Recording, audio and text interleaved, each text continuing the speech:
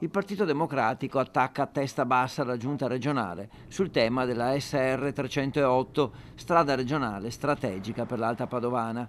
In particolare il capogruppo del PD in Consiglio, Vanessa Camani, critica le dichiarazioni del vicepresidente Elisa De Berti.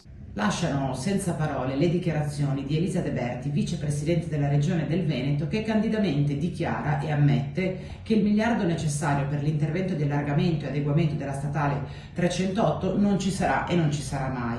Lasciano sbalorditi perché in realtà quel territorio da sempre è oggetto di intensi flussi di traffico. Una strada, la 308, attesa da un traffico sempre crescente in futuro, a nord per la superstrada pedemontana veneta, a sud per il nuovo ospedale di Padova. La Regione del Veneto si era impegnata con i cittadini e gli amministratori dell'Alta Padovana ad intervenire sulla viabilità e sulle infrastrutture viarie di quel pezzo di territorio.